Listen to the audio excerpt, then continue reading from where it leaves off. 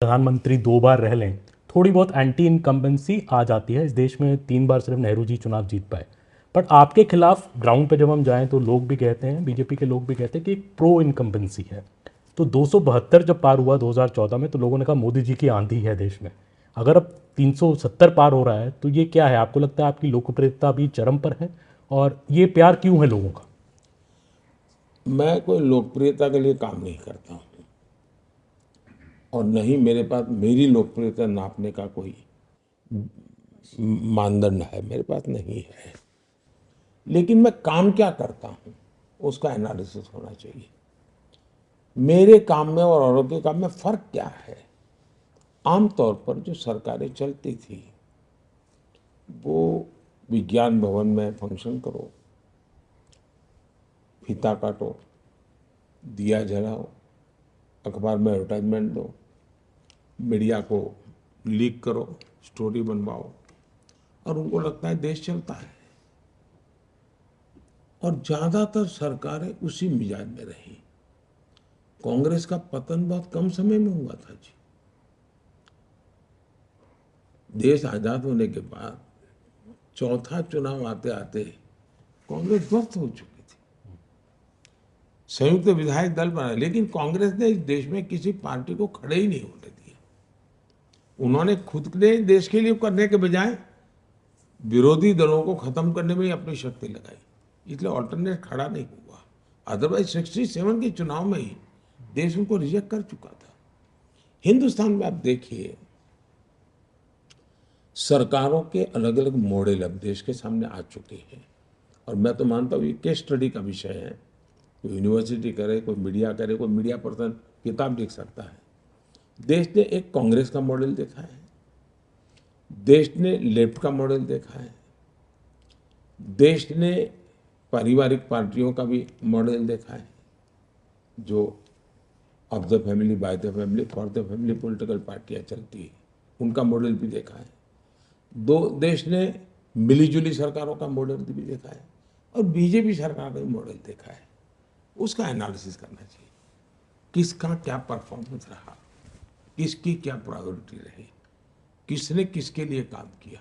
एक 100-200 पैरामीटर तो आप देखेंगे, द बेस्ट परफॉर्मेंस वाला मॉडल बीजेपी का मिलेगा आपको। और जब परफॉर्म करते हैं तो सामान्य मानव का विश्वास बढ़ता है। फिर एंटी इनकम्बेंसी किस बात की होती है कि एक ऐसी सरकार, मेरा ये नहीं हुआ।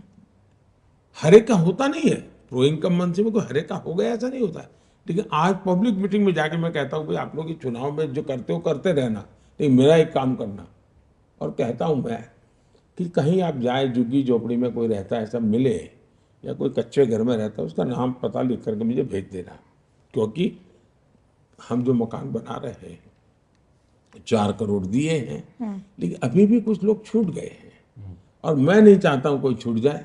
तो मैं 4 जून के बाद मेरी नई टर्म में मैं उनको मकान देना चाहता हूँ, 3 करोड़ मकान बनाना चाहता हूँ।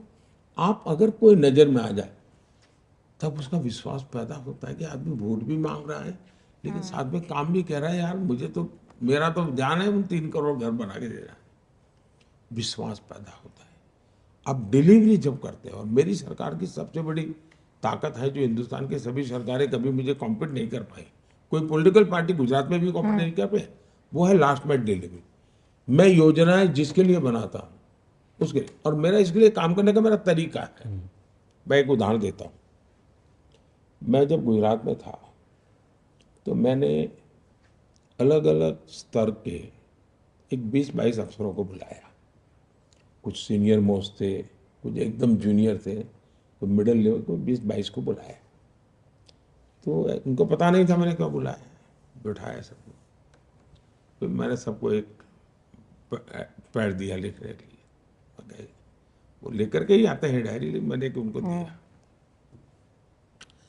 मैंने कहा मुझे आप बताइए कि एक वीडियो है, गांव में रहती है, अनपढ़ है, और सरकार की ये स्कीम है, उसकी वो हकदार है।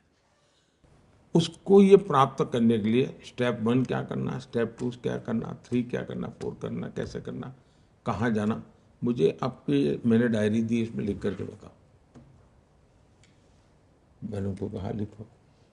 यू बी सरप्राइज, सबके सब फेल हो गए। फिर मैंने कहा, मैं कुछ वो नहीं, बड़े प्यार से बात करता था।